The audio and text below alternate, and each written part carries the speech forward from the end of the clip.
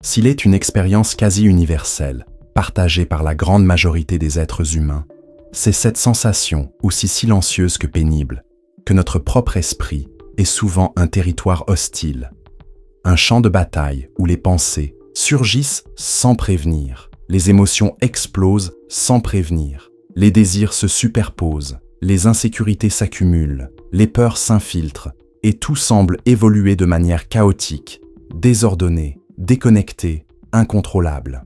Et face à ce scénario intérieur, qui se répète jour après jour, souvent sans que nous en ayons conscience, une question aussi inconfortable qu'inévitable surgit.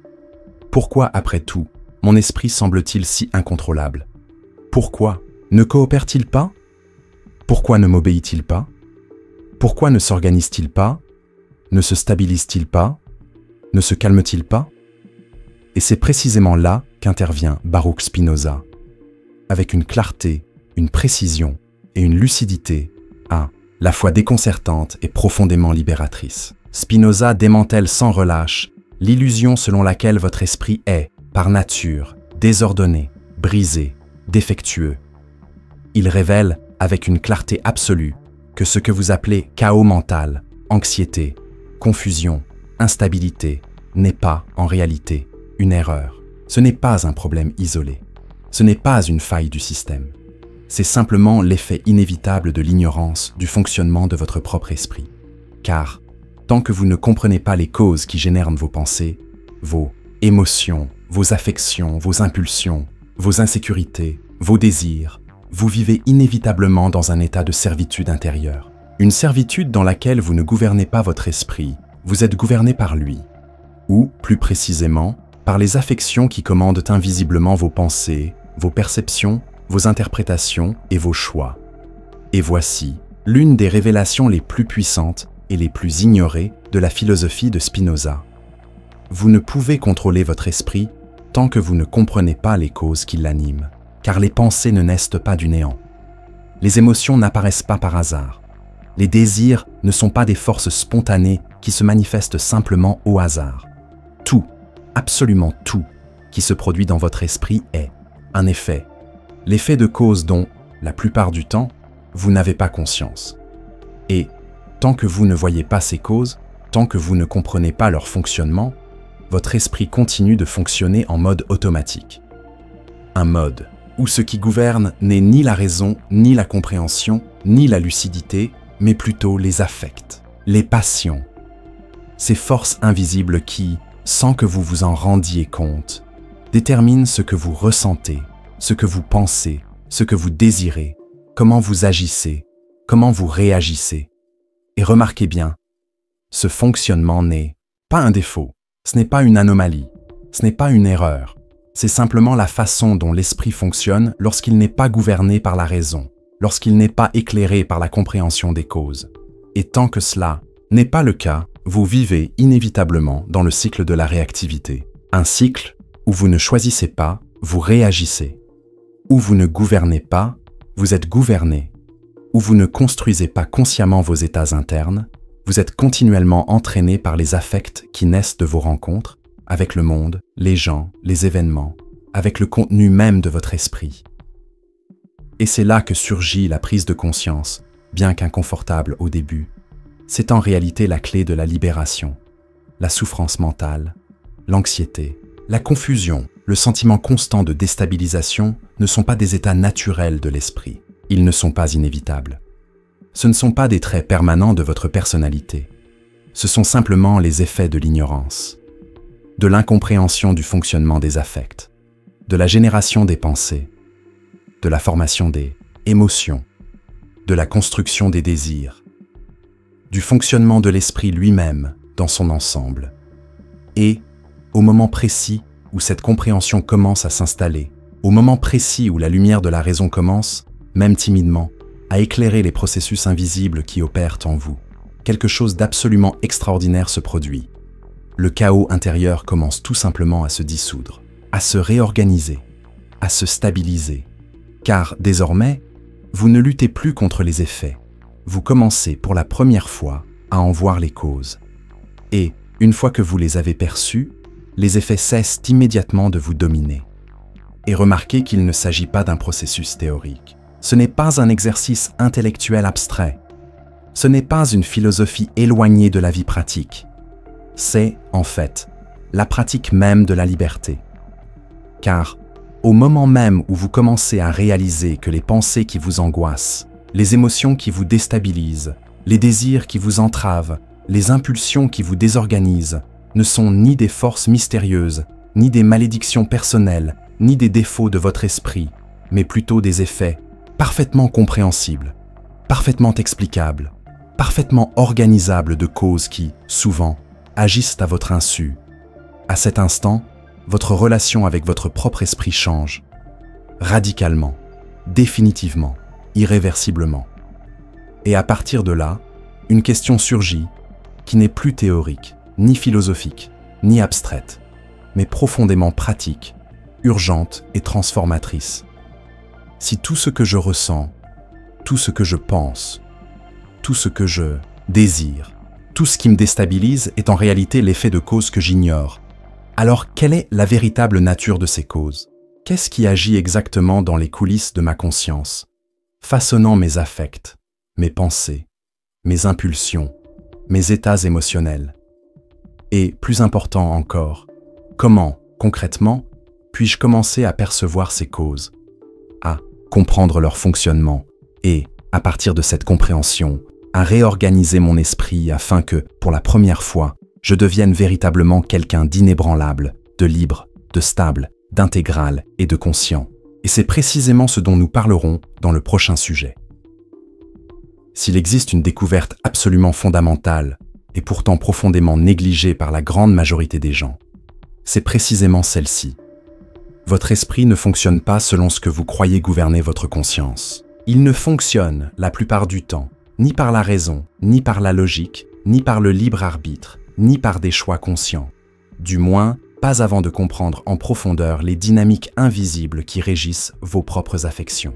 Et voici une révélation qui, bien que déconcertante à première vue, est en réalité l'une des plus libératrices que Baruch Spinoza nous offre. Le véritable moteur de votre esprit, ce ne sont pas les pensées, ce sont les affections. Et, tant que vous n'aurez pas compris leur fonctionnement, vous resterez l'otage de forces invisibles qui façonnent silencieusement tout ce que vous ressentez, tout ce que vous pensez, tout ce que vous désirez, tout ce qui vous déstabilise, vous angoisse, vous paralyse, vous prive de votre paix. Mais alors se pose une question inévitable, absolument centrale, absolument urgente.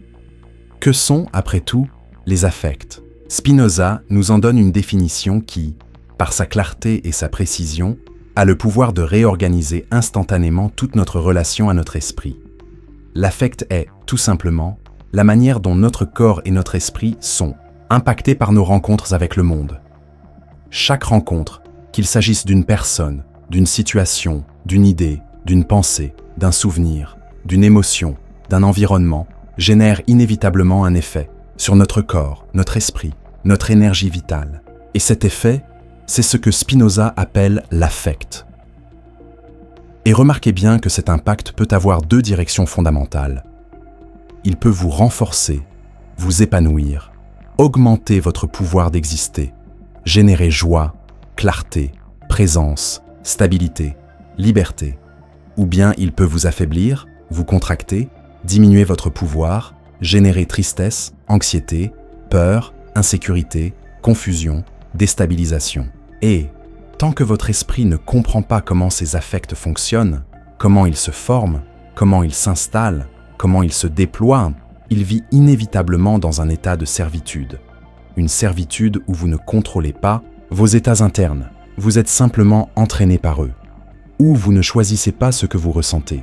Vous êtes affecté, réagissant compulsivement aux impacts qui surviennent à chaque rencontre, chaque stimulus, chaque pensée, chaque souvenir, chaque situation. Et voici une prise de conscience qui, bien qu'inconfortable, est absolument libératrice.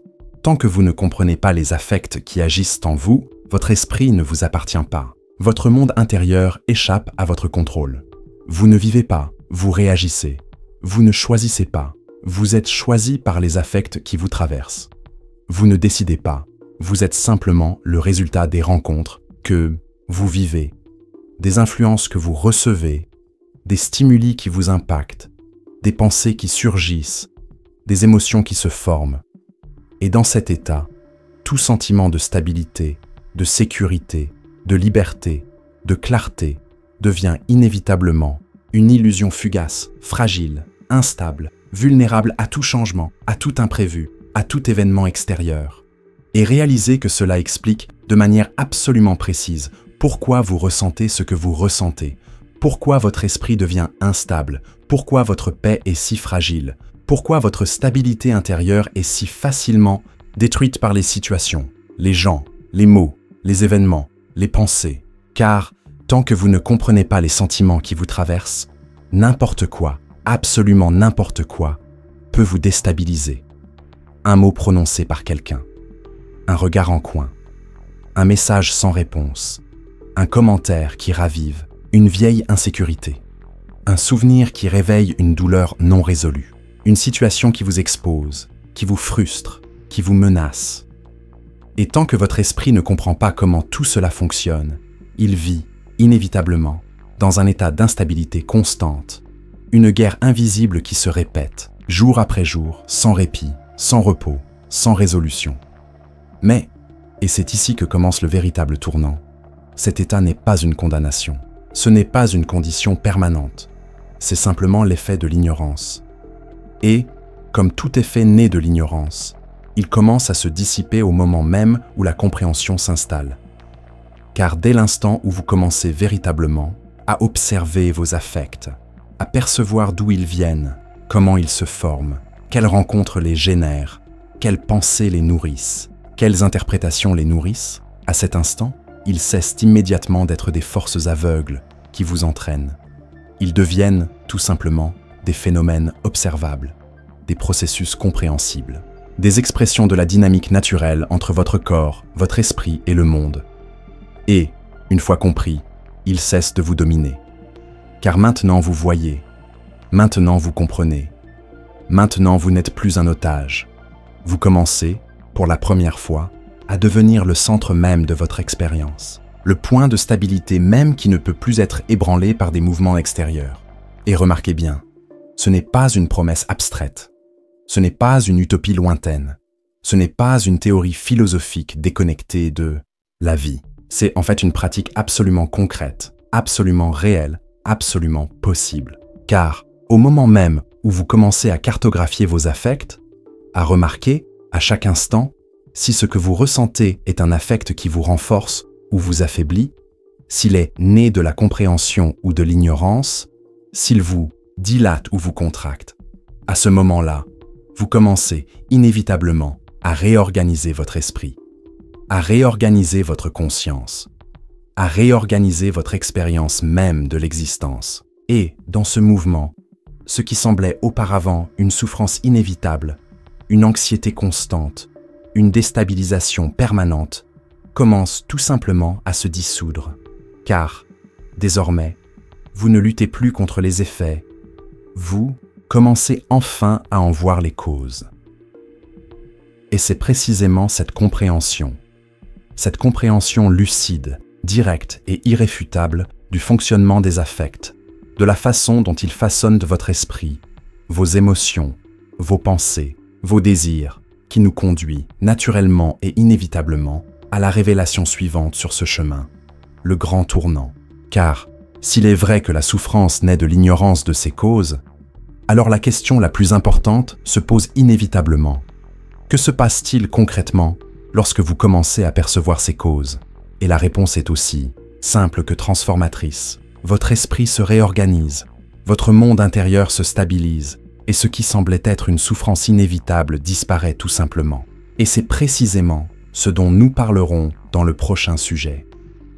S'il est un moment dans la trajectoire de tout être humain qui puisse littéralement redéfinir complètement son expérience de vie, c'est précisément celui où il commence, pour la première fois, à en percevoir les causes. Les causes de ses pensées, les causes de ses émotions, les causes de ses affections, les causes de ses désirs, les causes de ce qui, jusque-là, lui semblait chaos, malchance, injustice, souffrance inévitable, désordre, une suite interminable d'événements déconnectés, aléatoires et imprévisibles qui, d'une manière ou d'une autre, s'obstinaient à l'entraîner, à le déstabiliser, à l'affaiblir, à l'opprimer. Et là, une fois de plus, Spinoza intervient avec une clarté, une précision et une force à la fois déconcertante et profondément libératrice. Au moment même où l'on commence à en comprendre les causes, l'esprit se réorganise, la conscience se stabilise. La vie intérieure qui auparavant ressemblait à un champ de bataille commence simplement à se transformer en un espace de clarté, de lucidité, de stabilité et de liberté. Et remarquez bien, il ne s'agit pas d'un changement théorique, ce n'est pas une transformation abstraite, ce n'est pas une prouesse intellectuelle, c'est un retournement de situation absolument pratique, absolument concret, absolument perceptible, qui se produit dès l'instant où vous cessez de vous contenter, de considérer les effets et commencez pour la première fois à en explorer, à cartographier, à comprendre les causes. Car, jusqu'à présent, votre esprit a fonctionné selon un mode que Spinoza appellerait servitude. Un mode où vous ne gouvernez pas, vous êtes gouverné. Là où vous n'agissez pas, vous réagissez. Là où vous ne choisissez pas, vous êtes choisi, continuellement, par les affects, les pensées, les désirs, les émotions qui surgissent, compulsivement, comme des réponses automatiques aux rencontres que vous vivez, aux stimuli que vous recevez, aux souvenirs qui vous traversent, aux interprétations que vous avez construites, souvent sans même vous en rendre compte. Mais, et c'est ici que commence la véritable libération, dès l'instant où vous commencez à en percevoir les causes, tout change, car désormais, ce qui semblait autrefois chaos se révèle ordre. Ce qui semblait autrefois souffrance inévitable se révèle être l'effet inévitable de causes que vous ignoriez souvent. Et une fois ces causes perçues, leurs effets cessent immédiatement de vous dominer. Car vous réalisez, avec une clarté indélébile, que votre anxiété ne naît pas du futur, mais d'affects que vous ne compreniez pas au présent. Que votre tristesse ne naît pas des faits, mais de la résistance aux faits. Que votre peur ne naît pas de l'inconnu, mais simplement de votre ignorance des causes qui agissent en vous et hors de vous. Et dès l'instant où cette ignorance commence à se dissiper, la peur se dissout avec elle. L'anxiété se dissout avec elle. La souffrance se dissout avec elle. Et remarquez bien, cela ne signifie pas que vous devenez insensible, froid, indifférent, bien au contraire. Cela signifie que, pour la première fois, vous n'êtes plus esclave de vos propres sentiments, pensées, impulsions. Pour la première fois, vous n'êtes plus à la merci du monde extérieur, des circonstances, des événements, des personnes, des imprévus, des changements, des pertes. Car désormais, votre stabilité ne dépend plus de ce qui se passe dehors. Elle naît simplement de votre alignement avec la réalité, de votre compréhension des causes, de votre compréhension lucide du fonctionnement de votre esprit, de vos sentiments, de vos pensées, de vos émotions. Et voici qu'apparaît une prise de conscience à la fois simple et absolument transformatrice. Le chaos n'existe pas dans la réalité. L'injustice n'existe pas dans la réalité. Le désordre n'existe pas dans la réalité. Ce qui existe toujours, ce sont les effets inévitables de causes souvent invisibles, souvent ignorées, souvent inaperçues. Et tant que ces causes restent cachées, votre esprit continue d'interpréter leurs effets comme de la malchance, une tragédie, une punition, une erreur, une injustice, un chaos. Mais dès l'instant où vous commencez à voir ces causes, le chaos disparaît, le désordre disparaît, l'injustice disparaît. Car maintenant vous voyez, maintenant vous comprenez, maintenant vous réalisez que tout, absolument tout, est toujours exactement comme il devrait être. Non pas selon les désirs de votre esprit, non pas selon les volontés de votre ego, mais selon les lois éternelles, nécessaires, immuables et parfaites qui soutiennent la réalité elle-même. Et sachez que cela ne signifie pas que vous aimerez tout. Cela ne signifie pas que vous désirerez tout. Cela ne signifie pas que vous ne ressentirez pas de douleur, d'inconfort, que vous ne ferez pas face à des défis, que vous ne ferez pas l'expérience de la perte, du changement, de l'impermanence. Cela signifie simplement que lorsque ces expériences surviendront, et elles surviendront, car elles font partie intégrante du flux même de l'existence, elles n'auront plus le pouvoir de vous écraser, de vous briser, de vous déstabiliser, parce que vous savez désormais, profondément, définitivement, irréfutablement, qu'il ne s'agit pas de tragédie. Ce ne sont pas des injustices, ce ne sont pas des punitions, ce ne sont pas des troubles. Ce sont simplement les effets inévitables de causes qui agissent éternellement dans la trame même de la réalité. Et dans cette reconnaissance, toute douleur devient surmontable, toute perte devient intégrable, tout défi devient vivable, parce que désormais, vous ne luttez plus contre la vie, vous êtes, pour la première fois, totalement en phase avec elle, totalement en phase avec ce qui est, complètement aligné avec l'ordre très invisible qui soutient tout. Et c'est précisément cette expérience, cette perception, cette stabilité, cette liberté qui naît de la simple compréhension des causes, qui nous conduit naturellement et inévitablement à la révélation suivante sur ce chemin, l'effondrement de la résistance. Car s'il est vrai que votre esprit se réorganise au moment précis où vous commencez à percevoir les causes, alors la plus puissante de toutes les réalisations émerge inévitablement. La vie ne s'est jamais opposée à vous. Elle ne vous a jamais attaqué. Elle ne vous a jamais saboté. Elle ne vous a jamais puni. Elle a simplement toujours fonctionné selon des lois que vous ne compreniez pas jusque-là et, par conséquent, contre lesquelles vous luttiez sans même vous en rendre compte. Et c'est précisément ce dont nous parlerons dans le prochain sujet. Il existe une perception silencieuse, profondément ancrée dans l'esprit de la plupart des gens, qui, bien que rarement portée à la conscience, façonne, presque telle une force invisible, une grande partie de l'angoisse, de la peur, de la frustration, de l'anxiété et de la souffrance humaine. C'est le sentiment, presque toujours inexprimé, presque toujours incontesté, que, d'une certaine manière, la vie est contre vous, que, d'une certaine manière, l'univers vous teste, vous punit, vous sabote, vous entrave, vous bloque, vous refuse ce que vous désirez tant. Qu'il existe, dans le tissu invisible de l'existence, une force mystérieuse qui semble souvent conspirer pour faire dérailler les choses, contrecarrer vos plans, rendre vos efforts vains, vous arracher vos accomplissements, détruire votre paix. Et bien que peu ait le courage de l'exprimer à voix haute, ce sentiment opère souvent en coulisses, alimentant une résistance chronique, une lutte constante, une tension intérieure qui ne cesse jamais, qui ne s'arrête jamais, qui ne se dissout jamais et qui se transforme silencieusement en souffrance. Mais, et Spinoza offre ici l'une des révélations les plus puissantes, les plus déconcertantes et en même temps les plus libératrices que la philosophie ait jamais produites. Cette perception est non seulement erronée, elle est en réalité la racine même de la souffrance humaine. Car, en réalité, la vie ne s'est jamais opposée à vous. L'univers ne vous a jamais saboté. La réalité ne vous a jamais puni. Elle ne vous a tout simplement jamais promis d'agir selon les souhaits, les désirs, les attentes, les fantasmes ou les caprices de votre esprit. Car, tout simplement, elle n'agit pas selon les désirs. Elle n'agit pas selon les volontés.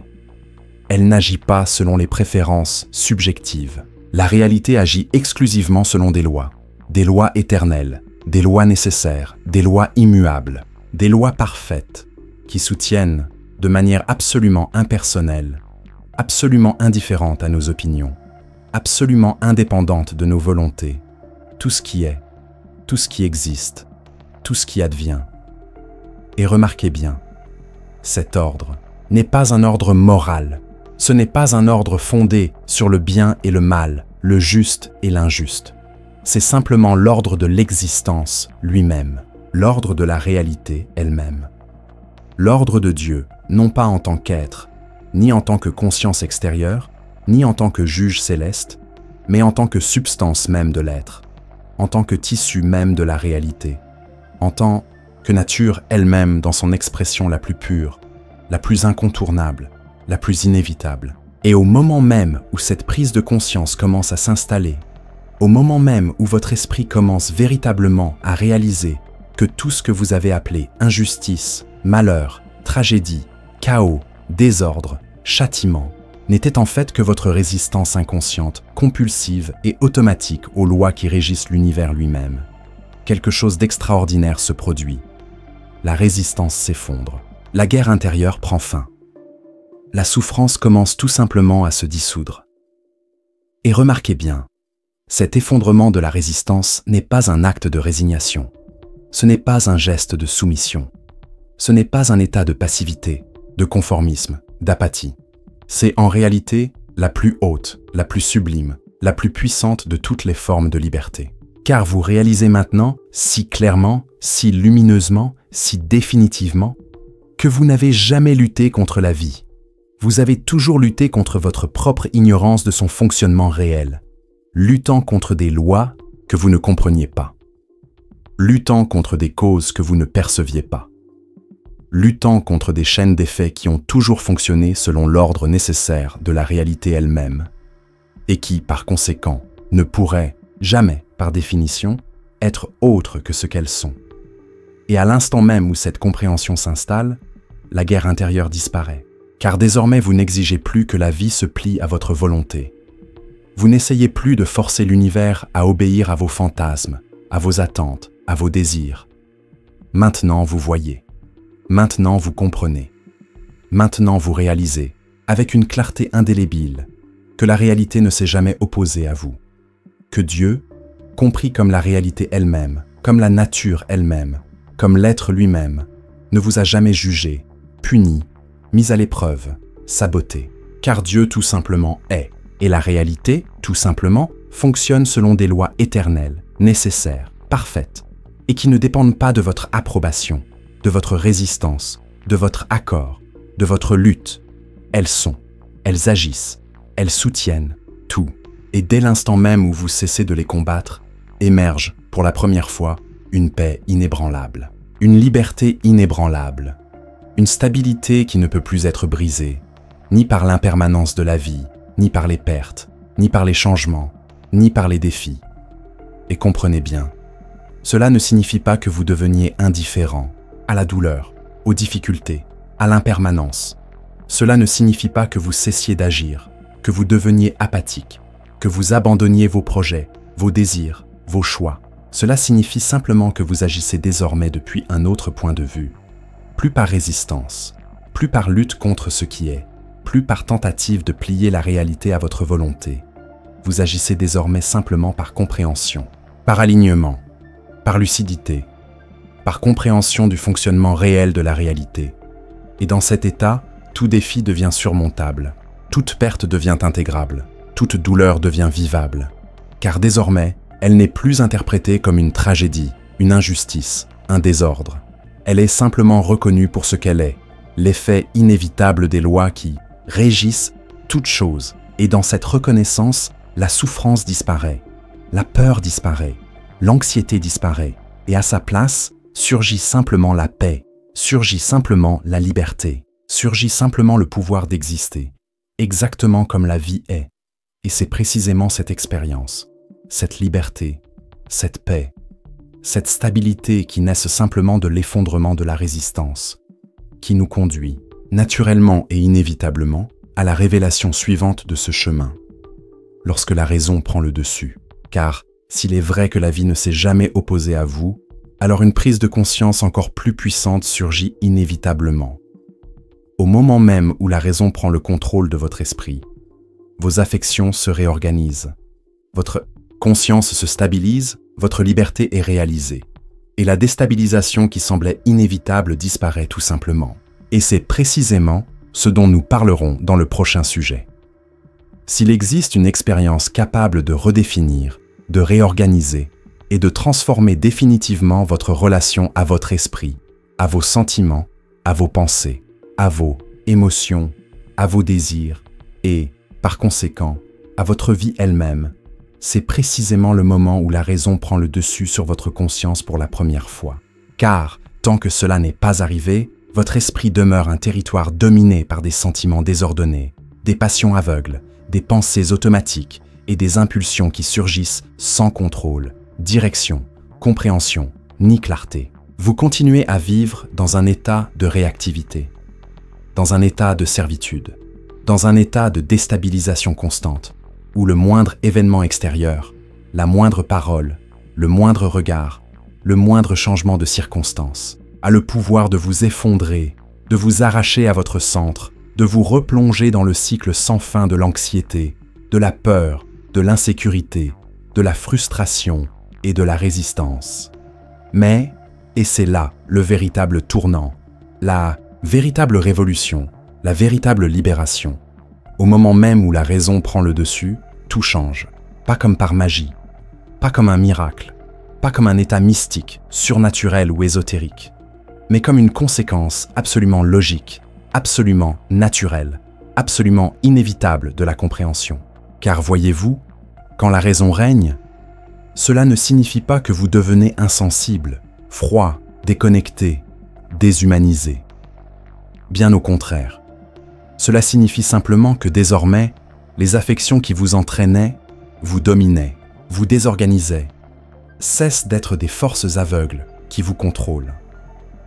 Elles deviennent simplement des expressions de votre pouvoir d'exister, expression de votre alignement avec la réalité, expression de votre lucidité, de votre clarté, de votre stabilité. Et voici un point absolument central, absolument transformateur, absolument incontournable de la philosophie de Spinoza. La raison n'est pas, comme beaucoup l'imaginent, l'opposé de l'émotion, l'opposé du sentiment, l'opposé de la sensibilité. La raison n'est pas une machine froide, dénuée de vie, dénuée d'affection, dénuée de sens. La raison est, en réalité, l'intelligence même de la vie, à l'œuvre en vous. C'est le tissu même de la réalité, qui se reconnaît, se perçoit, s'organise, s'aligne sur elle-même, sous la forme de votre conscience, de votre esprit, de votre clarté. Et lorsque cette intelligence prend le dessus, elle ne nie pas les affections, elle ne supprime pas les émotions, elle ne détruit pas les désirs, elle les réorganise simplement, les réaligne, les réordonne selon l'ordre même de la réalité. Et dans cet état, ce qui semblait auparavant une souffrance inévitable disparaît tout simplement. Et comprenez bien, cela ne signifie pas que les circonstances cessent de changer. Cela ne signifie pas que le monde extérieur devient prévisible, stable, contrôlable. Le monde extérieur demeure impermanent. Il demeure changeant.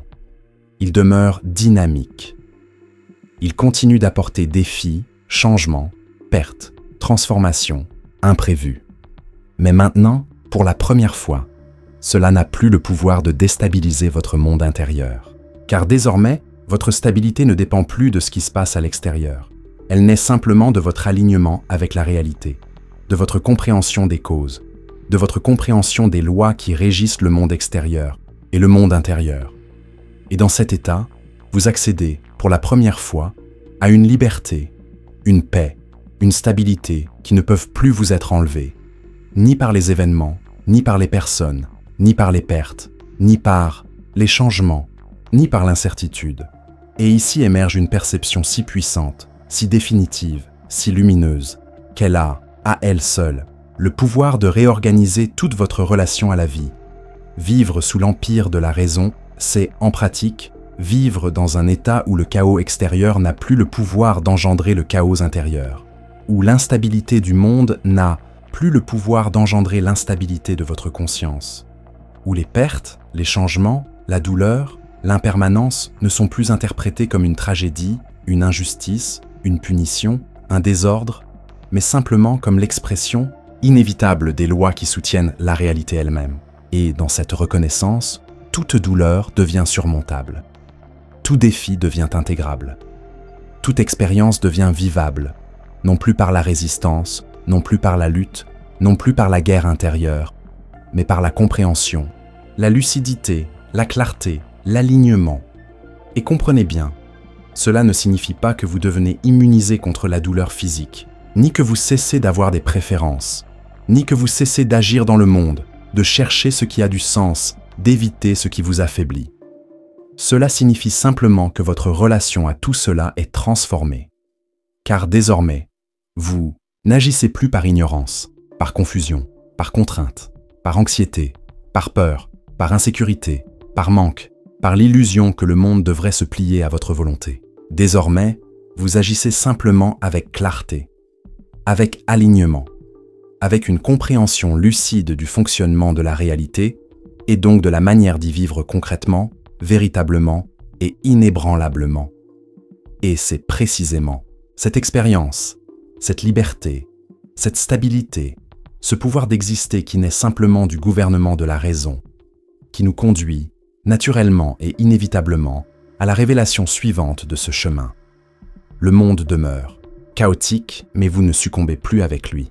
Car, s'il est vrai que la réalité extérieure ne cesse d'être impermanente, imprévisible, pleine de défis, alors une prise de conscience encore plus puissante surgit inévitablement. Votre stabilité n'a pas besoin, et n'a jamais besoin, d'en dépendre. Et c'est précisément ce dont nous parlerons dans le prochain sujet. S'il existe une illusion qui entretient silencieusement une grande partie de la souffrance humaine, c'est précisément l'attente, souvent tacite, souvent inconsciente, que pour que la paix intérieure soit possible, le monde extérieur doit se stabiliser. Que pour que l'esprit trouve son équilibre, les circonstances doivent s'harmoniser. Que pour que la peur disparaisse, l'avenir doit devenir prévisible. Que pour que l'anxiété se dissipe, les risques doivent être éliminés. Que pour que la paix s'installe, la vie doit cesser d'être impermanente, incertaine, changeante, dynamique, concrètement ce qu'elle a toujours été. Un flux continu, ininterrompu et inévitable de changements, de transformations, de défis, de pertes, de gains, d'instabilité, de surprises, de mouvements qui, hors de notre contrôle, sont simplement inscrits dans la nature même de l'existence. Mais, et Spinoza offre ici l'une des révélations les plus déconcertantes, libératrices et concrètes à la fois auxquelles tout être humain puisse accéder, la stabilité que vous recherchez n'est pas, n'a jamais été et ne sera jamais dans le monde extérieur. Car le monde n'a pas été créé pour vous offrir la stabilité. L'univers n'a pas été conçu pour garantir votre sécurité émotionnelle. La réalité ne fonctionne pas selon le désir humain de prévisibilité, de contrôle, de permanence, de garantie. L'univers, qui est, en fait, l'expression de Dieu, fonctionne selon des lois qui n'incluent pas, parmi leurs principes, la promesse que les circonstances resteront stables, sûres, confortables, alignées sur les attentes de votre esprit. Ainsi, toute tentative de fonder votre stabilité intérieure sur la stabilité du monde est, d'emblée, vouée à l'échec, car elle est, littéralement, impossible.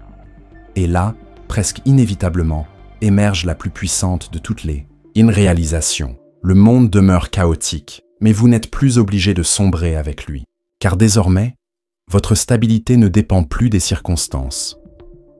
Elle ne dépend plus des événements. Elle ne dépend plus du comportement des gens, ni de l'économie, ni de la politique, ni de l'approbation d'autrui, ni de l'acceptation sociale, ni de la maîtrise de l'avenir, ni de l'élimination des risques, ni de la fuite vers l'impermanence. Votre stabilité naît désormais simplement de l'alignement avec la réalité, de la compréhension des causes, de la clarté sur le fonctionnement réel de l'univers et donc de la cessation définitive de toute résistance inconsciente à la structure même de l'être. Et comprenez bien, cela ne signifie pas que vous deveniez indifférent au monde. Cela ne signifie pas que vous vous déconnectiez, que vous vous isoliez, que vous vous enfermiez dans une bulle d'indifférence, d'insensibilité, d'aliénation. Bien au contraire, cela signifie simplement que maintenant, pour la première fois, vous êtes véritablement disponible à la vie, disponible au flux, disponible à ce qui est, disponible pour affronter, de manière lucide, claire, consciente et stable, les changements, les pertes, les défis, l'impermanence, sans que cela puisse vous écraser, sans que cela vous arrache à votre centre, sans que cela vous replonge dans le cycle de l'anxiété, de la peur, de l'insécurité et de la déstabilisation constante. Car désormais, votre stabilité n'est plus le reflet du monde, elle est simplement le reflet de votre compréhension de l'ordre qui le soutient. Et voici une intuition qui, bien que simple, est absolument transformatrice. L'univers ne vous offre pas de stabilité, car il est, par nature, impermanent, changeant, dynamique. Mais il vous offre, si vous êtes prêt à le voir, quelque chose d'infiniment plus puissant que la stabilité extérieure. Il vous offre la possibilité d'accéder en vous-même à une stabilité qui ne dépend plus de ce qui se passe à l'extérieur. Une stabilité qui naît, tout simplement, de la compréhension des lois qui soutiennent toute chose, de l'alignement avec ce qui est, de la compréhension que, tant que vous résisterez à la nature même de la réalité, vous continuerez à souffrir. Mais au moment même où cette résistance s'effondre, une liberté, une paix, une clarté, un pouvoir d'exister surgissent, qui ne peuvent plus vous être enlevés, ni par le chaos du monde, ni par les pertes, ni par les changements, ni par les défis. Et sachez que cela ne signifie pas que la douleur disparaît. Cela ne signifie pas que les défis cessent d'exister. Cela ne signifie pas que la vie devient un paradis sans inconfort, sans impermanence ni douleur. Cela signifie simplement que lorsque ces expériences surviennent, et elles surviendront, car elles font partie intégrante du flux même de l'existence, elles ne sont plus interprétées comme une tragédie, une injustice, une punition, un désordre, une erreur. Elles sont simplement reconnues comme des expressions inévitables de l'ordre même de l'univers, de l'ordre divin. Et dans cette reconnaissance, toute douleur devient surmontable, toute perte devient intégrable, tout défi devient vivable, car désormais, vous ne cherchez plus à fuir la vie, vous ne cherchez plus à négocier avec la réalité. Vous n'attendez plus que l'univers s'organise selon la volonté de votre esprit. Désormais, vous êtes simplement entièrement disponible à la vie, exactement telle qu'elle est, totalement disponible à Dieu, exactement tel que Dieu est.